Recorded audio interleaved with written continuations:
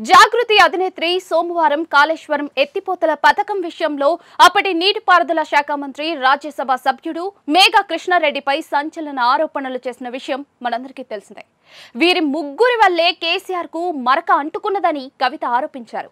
తన తండ్రి మీద ఏకంగా కేంద్ర దర్యాప్తు సంస్థను విచారణకు ఆదేశించిన తర్వాత పార్టీ ఉంటే ఎంత ఊడితే ఎంత అన్నట్టుగా జాగృతి అధినేత్రి వ్యాఖ్యలు చేశారు. వాస్తవానికి ఈ తరహా వ్యాఖ్యలను అధికార పార్టీ లేదా ఇతర వ్యక్తులు చేసి ఉంటే మాత్రం తెలంగాణలో పెద్దగా చర్చ జరిగి ఉండేది కాదు. స్వయాన గులాబీ అధినేత కుమార్తె ఈ వ్యాఖ్యలు చేయడంతో తెలంగాణలో రాజకీయంగా సంచలనం ఏర్పడింది. దీనిని ఆసరాగా చేసుకుని అధికార పార్టీ నాయకులు తీవ్ర స్థాయిలో విమర్శలు చేస్తూ ఉన్నారు.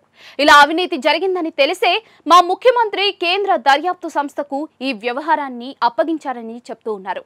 జాగృతి అధినేత్రి వ్యాఖ్యలు చేసిన నేపథ్యంలో గులాబీ పార్టీ సామాజిక మాధ్యమాల్లో తీవ్ర స్థాయిలో స్పందిస్తోంది.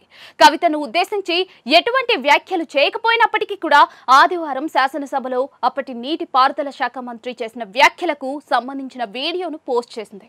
నిండు శాసనసభలో 6 అడుగుల బుల్లెట్ అధికార పార్టీని ఆట ఆడుకున్నారని, ఇప్పటికైనా అధికార పార్టీ నాయకులకు అసలు విషయం బోధపడాల్సి ఉందని రాసుకొచ్చింది. మాజీ మంత్రి మాట్లాడిన మాటలకు సంబంధించిన వీడియోను పోస్ట్ చేసింది. ఆ తర్వాత ఈ ట్వీట్ ను గులాబీ పార్టీ కార్యనిర్వాహక అధ్యక్షుడు రీట్వీట్ చేశారు. మా పార్టీ నాయకుడు నిండు శాసనసభలో కీలక వ్యాఖ్యలు చేశారు.